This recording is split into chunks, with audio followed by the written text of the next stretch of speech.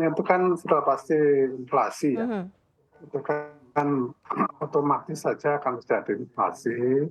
Dan kalau inflasi itu kan harga-harga barang naik, ya harga-harga barang naik tentu eh, permintaan akan turun.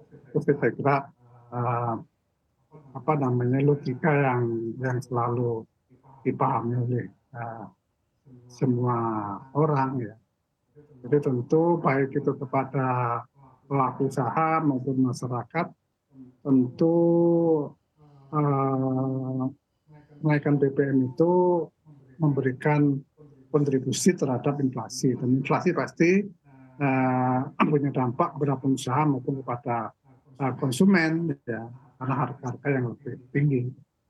Oke, inflasi jelas ya akan menuju ke sana.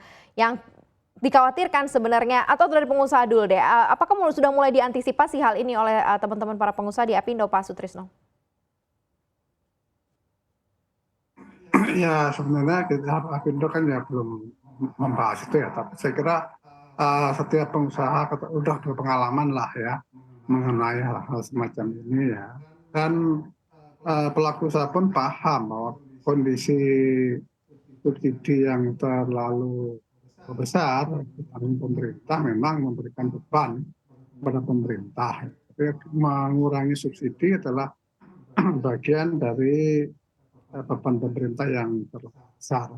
Hanya memang tentu pada saat yang demikian ini jangan membuat kejutan-kejutan yang luar biasa.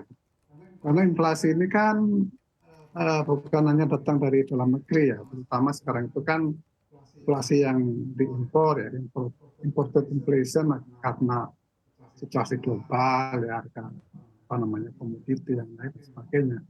Ini tentu berpengaruh dan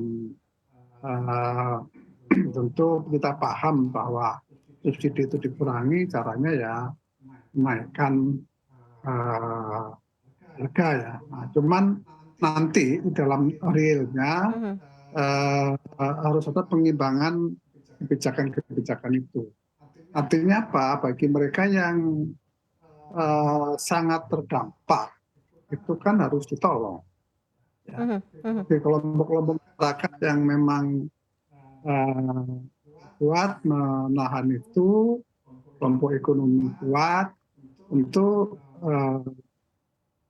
bolehlah dia dikurangi subsidinya. Oke. Bagi kelompok yang misalnya kelompok usaha kecil segala macam itu harus dilakukan.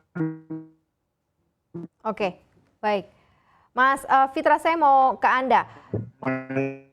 Untuk menolong, jangan diberi beban yang terlalu besar Baik. mereka. Saya mau ke Anda, Mas Fitra. Kalau seandainya BBM ini naik nanti mungkin sampai ke 10.000 ya, perhitungannya akan sumbangsi ke inflasi berapa begitu ya? Apakah katanya ada yang bilang inflasi mungkin saja bisa ke 7-8% begitu ya? Apakah sudah masuk di asumsi Anda atau seperti apa, Mas Fitra?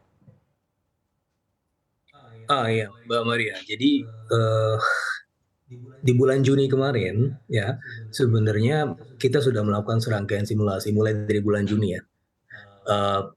Juni itu inflasi kita 4,35%. Ya.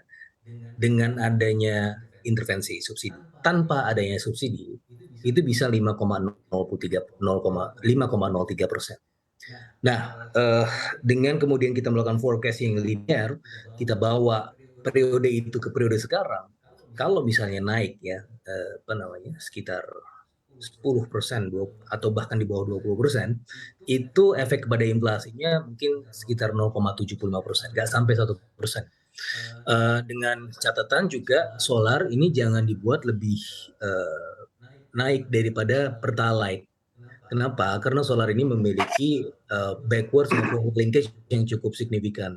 Karena dia pengaruhnya ke industri, transportasi, pergudangan, logistik, yang mana selama kuartal kedua kemarin ya di tahun ini justru sektor ini yang memberikan sumbangan pertumbuhan ekonomi juga cukup signifikan. Mereka itu tumbuh 20-an%. Gitu. Jadi jangan sampai ini kemudian menghambat momentum pertumbuhan juga. Tapi di sisi yang lain, tentu ini suatu hal yang harus dilakukan juga oleh pemerintah. Karena kalau tidak dilakukan, ya pertama, ini ketika sudah diumumkan, ketika tidak dilakukan, ini akan jadi masalah. Kenapa? Karena ekspektasi inflasi sudah kemudian melekat di masyarakat gitu kan. Sehingga kalau nanti ditunda terus kemudian nanti ada pengumuman lagi, itu akan ada spiraling effect dari sisi inflasinya.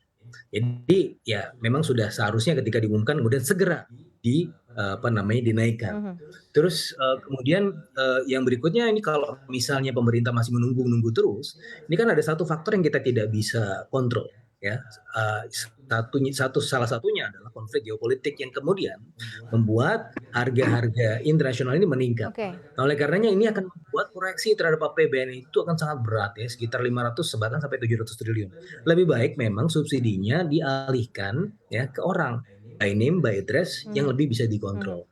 Nah, seberapa banyak orang yang harus ditolong? Kalau misalnya berdasarkan definisi aspiring middle class dari World Bank itu ada sekitar 120 juta orang. Tetapi tentu nggak semuanya itu harus ditolong.